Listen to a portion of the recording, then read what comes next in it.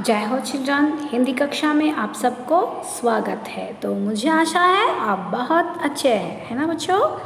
तो बच्चों, आज हम आपके नव्या हिंदी पाठ्य पुस्तक में दिए गए पाठ नंबर 5, जैसे हमने लास्ट कक्षा से अध्ययन कर रहे हैं, आपके पाठ्य पुस्तक में दिए गए पाठ नंबर 5। पाठ का नाम है यह धरती कितना देती है। तो एक कविता है और इस कविता के कवि है सुमित्रानंद पंत। तो सुमित्रानंद पंत जब वो बचपन में क्या करते थे बच्चों, जैसे हमने लास्ट कक्षा में देखा, उन्होंने चिपक और पैसे मिट्टी पे बोए थे, जैसे हम खेती में बीज बोते हैं, है ना बच्चों। तो उसने पैसे मिट्टी में बोए और सोचे थे, वो क्या क्या सोचे थे, पैसों के प्यारे पेड़ उगेंगे और रुपयों की खलाधार यानी ढेर सारे रुपयों के राशि होंगे, मधुर फसलें यानी बहुत सारे पैसों की फसलें खनकेंगे। और उसने सोचा था कि फूल फल कर, और यानी पैसों के फूल बनेगा, बाद में फल बनेगा, फिर से वो पैसे बन जाएंगे। तो इन सारे पैसों से वो एक दिन बहुत बड़ा आदमी बनेंगे, यानी मोटा सेठ का मतलब है बड़ा आदमी होना, यानी अमीर आदमी होना, पैसों से अमीर बनना है। तो उसने देखा कि क्या नहीं हुआ, पैसों का पेड़ नहीं उगे, है ना बच्चों। कभी भी पैसों के पेड़ उगते हैं, आपने देखे हो? नहीं है ना बच्चों। तो ऐसे ही हुआ। तो उसने सोचा, अब कह रही है ये बंजर धरती में एक ना एक अंकुर फूटा। तो बंजर मतलब क्या है, जो ऐसा जमीन है उसमें कुछ भी बीज बोगे तो वहाँ पे फसलें नहीं आते। तो वो कह रही है ये जो जमीन है यानी ये धरती है, ये बंजर है, यहाँ पे कोई फल नहीं आते, पेड़ नहीं उगते, तो इसलिए यहाँ पे एक भी बीज नहीं फूटे। तो उसने और कहते हैं कि शायद ये मिट्टी अयोग्य है, योग्य नहीं है, तो इसलिए एक भी पैसा नहीं आए। लेकिन बच्चों ऐसे थे है नहीं ना, क्योंकि पैसों की पेड़ होते नहीं है। तो देखिए फिर आगे क्या हुआ। तो आज की कक्षा में हम पढ़ेंगे इन कविता के दूसरे प्यारे का अध्ययन अब हम कर रहे हैं। तो पहले बच्चों हम इस पहला प्यारा जैसे पढ़े थे, जैसे गायन किए थे, वैसे हमने अभी इस कविता का दूसरा प्यारा पहले इसका गायन करेंगे, बाद में हम इनका भावार्थ देखेंगे बच्चों। तो आइए आप भी मेरे साथ टेक्स्ट बुक हाथ में लेकर गाना गाइए। और फिर से गाड़ी उदी लाल सालिए, गहरे कजराते बादल बरसे धरती पर। और फिर से गाड़ी उदी लाल सालिए, गहरे कजरारे बादल बरसे धरती पर। मैंने को तू हलवश आंगन के खोने की, मैंने को तू हलवश आंगन के खोने की। गीली मिट्टी यूं ही उंगली से सहलाकर, गीली मिट्टी यूं ही उंगली से सहलाकर। बीज सेम के दबा दिए, बीज सेम के दबा दिए मिट्टी के नीचे, बीज सेम के दबा दिए मिट्टी के नीचे। मैं फिर भूल गया इस छोटी सी घटना को, मैं फिर भूल गया इस छोटी सी घटना को। तो बच्चों आप भी मेरे साथ गाना गाए ना। तो पहले हम इसका भावार्थ सुनेंगे बच्चों। और फिर से गाड़ी उदी लाल सालिए, और यानी पैसों की पेड़ नहीं उगे। लेकिन बच्चों कवि ने क्या करते हैं आगे देखिए। और फिर से गाड़ी, गाड़ी का मतलब है बच्चों, गाड़ी का अर्थ है दृढ़ यानी विश्वास। फिर से उसने भरोसा नहीं खोए, गाड़ी मतलब दृढ़ अथवा विश्वास, भरोसा। तो फिर से उसने प्रयत्न किए लेकिन बच्चों कवि ने इस बार पैसों के बीज नहीं बोए, उसने क्या किए, उधी लालसा दिए। उधी का मतलब क्या होता है बेटा? उधी का मतलब है एक ऐसा वाद जिससे बरबत कहा जाता है।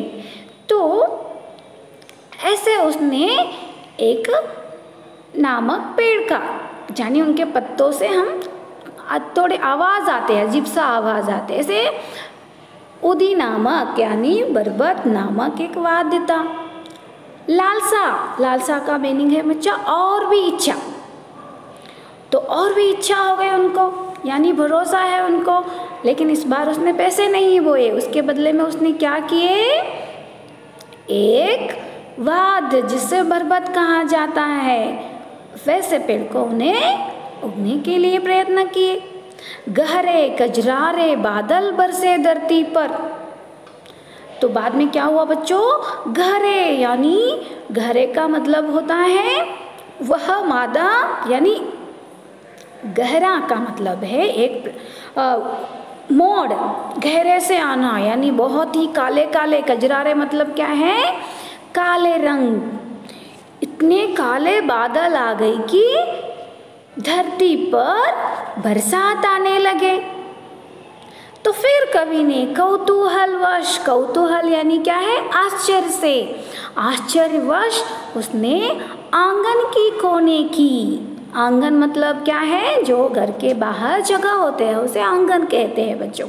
तो आंगन के किसी कोने की यानी एक जगह में उसने क्या किया, गीली मिट्टी यूं ही उंगली के सहलाकर। तो गीली मिट्टी, गीली मिट्टी मतलब जो मिट्टी है वो गीले हुए हैं, तो गीले हुए मिट्टी ले लिया और उसके सामने यानी उसके ऊपर उंगली से ऐसे सहलाते हुए बीज सेम के दबा दिया मिट्टी के नीचे।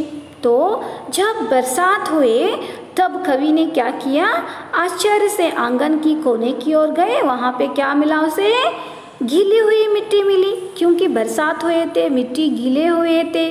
तो उन्हें यूं ही सहज से क्या किया, उंगली से सहला दिया और उसमें क्या किया, बीज डाले। कौन सा बीज, सीम नामक। सीम मतलब वो एक प्रकार की तरकारी होता है बेटे। तो उस तरकारी को उसने क्या किया बच्चे, उस गीले मिट्टी में उसने क्या किया, एक प्रकार की तरकारी है, उनके बीज को उसने क्या किया, सेम मतलब एक प्रकार की तरकारी, उससे हम तरकारी बनाकर खाते हैं, जैसे आपको चित्र में दिखाई देते हैं। तो छोटे छोटे पेड़ पौधे उगे हैं ना उनके, तो उसने क्या किया, ऐसे एक प्रकार की तरकारी लेकर गीले हुए मिट्टी पे दबा दिए उसी बीज को, यानी जो तरकारी का बीज था, सेम का जो बीज था वो गीले मिट्टी में दबा दिया, मिट्टी के नीचे उसने दबा दिया। फिर वो कवि भूल गया इस छोटी सी घटना को। उसने जब बरसात हुआ था तो क्या किए थे, उसने उंगली से सहलाकर सेम नामक एक तरकारी है उनके बीज को मिट्टी के नीचे दबा दिए थे। फिर वो भूल जाते उस छोटी सी घटना को, जो घटना घटे थे ना, जब बरसात हुए थे उसने गीले मिट्टी में सेम का बीज डाले थे, तो वो फिर से वो भूल गए। तो बच्चों यानी इस बार कवि बहुत आशा रखे, वो फिर भी हार नहीं मांगे। पैसे उसने बोए थे ना, पैसे के पेड़ नहीं हुए थे, फिर भी वो अपने विश्वास नहीं खोए। उसने क्या किए, और एक तरह का एक तरकारी बीज है उसने गीले मिट्टी पे डाल दिए। ಅಂದ್ರೆ ಮಕ್ಕಳೇ ಇವಾಗ ಕವಿ ಸುಮಿತ್ರಾನಂದ ಪಂತ್ ಅವರು ಏನು ಮಾಡ್ತಾರಪ್ಪ ಅಂತಂದ್ರೆ, ಅವ್ರು ಮೊದಲು ಏನು ಮಾಡಿದ್ರು, ದುಡ್ಡಿನ ಗಿಡ ನೆಡಲಿಕ್ಕೆ ಪ್ರಯತ್ನ ಮಾಡಿದರು. ಆದರೆ ದುಡ್ಡಿನ ಗಿಡ ಯಾವಾಗಲಾದರೂ ಬೆಳೆಯುತ್ತಾ ಮಕ್ಕಳೇ? ಇಲ್ಲ ಅಲ್ವಾ? ಆದರೆ ಅವರು ವಿಶ್ವಾಸ ಕಳೆದುಕೊಳ್ಳಲಿಲ್ಲ, ಅವ್ರು ಯಾವಾಗಲೂ ನಂಬಿಕೆ ಕಳೆದುಕೊಳ್ಳಲಿಲ್ಲ. ಅವ್ರು ಮತ್ತೆ ಏನು ಮಾಡಿದ್ರಪ್ಪ ಅಂತಂದ್ರೆ, ಗಾಡಿ ಅಂದರೆ ಭರೋಸಾ ಇಟ್ಬಿಟ್ರು, ತಮ್ಮ ಮೇಲೆ ನಂಬಿಕೆ ಇಟ್ಟು ಏನು ಮಾಡಿದ್ರು ಅಂದ್ರೆ, ಒಂದು ಸಲ ಅದು ಒಂದು ವಾದ್ಯ ಇರುತ್ತೆ, ಒಂದು ಊದಿ ಅಂದರೆ ಒಂಥರದ ವಾದ್ಯ ಅದು ಪತ್ತೆ ಗಿಡಗಳ ಎಲೆಗಳಿಂದ ವಾದ್ಯ ಮಾಡ್ತಾರೆ. ಆ ವಾದ್ಯ ಅದರ ಗಿಡ ತೊಗೊಂಡು ಏನು ಮಾಡಿದರು, ಧರ್ತಿ ಒಳಗೆ ಹಾಕಿಬಿಟ್ಟಿದ್ರು. ಆದರೂ ಅವ್ರು ಅದಕ್ಕೆ ಆದಮೇಲೆ ಅವ್ರು ಅದನ್ನು ನೋಡ್ಕೋತಾ ಇರಲಿಲ್ಲ. ಆಮೇಲೆ ಒಂದಿನ ಏನಾಯ್ತಪ್ಪ ಅಂತಂದರೆ ಗೆಹರಾ ಬಾದಲ್ ಅಂದರೆ ಒಂದು ಫುಲ್ ಕಾಲಾ ರಂಗ ಅಂದರೆ ಕರಿಯ ಬಣ್ಣದ ಮೋಡಗಳು ಒಂದಿನ ಆಕಾಶದಲ್ಲಿ ಬಂದಿದ್ವು. ಅಂದರೆ ಏನದ್ರ ಅರ್ಥ, ಜೋರಾಗಿ ಮಳೆ ಆಗುತ್ತೆ ಅಂತ ಅಲ್ವಾ. ಅದೇ ರೀತಿ ತುಂಬ ಜೋರು ಮಳೆ ಆಯಿತು. ಆವಾಗ ಕವಿ ನೋಡಿದರು, ಅವರು ಬಹಳ ಆಶ್ಚರ್ಯದಿಂದ ನೋಡಿದರು. ಅಂಗಣ ಅಂದರೆ ಅಂಗಳ, ಮನೆಯ ಮುಂದೆ ಜಾಗ ಇರುತ್ತಲ್ಲ ಮಕ್ಕಳು, ಅದಕ್ಕೆ ಅಂಗಳ ಅಂತ ಕರೀತಾರೆ.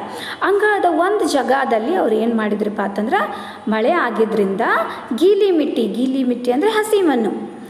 ಮಳೆ ಆಗಿದ್ದರಿಂದ ಮಣ್ಣೆಲ್ಲ ಹಸಿ ಆಗಿತ್ತು.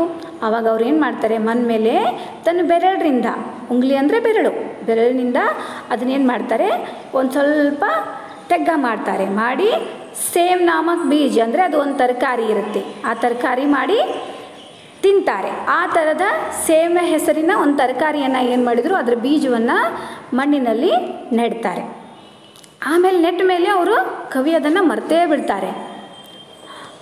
ಆದರೆ ಮುಂದೇನಾಗುತ್ತೆ, तो इस कविता का अगले पैरा हम नेक्स्ट कक्षा में अध्ययन करेंगे बच्चों. तो जहाँ तक आज जो हमने पैरा पढ़े, उस पैरा को यानी पहले पैरा और दूसरे पैरा को आपको क्या करना है, ध्यान से पढ़ना है और इस कविता का गायन करना है और 2 पैरा का पाठ करना है. तो बच्चों जहाँ तक कविता ख़त्म हुआ है वहाँ तक होमवर्क में आपको एक बार लिखकर भेजना है. जय हिंद.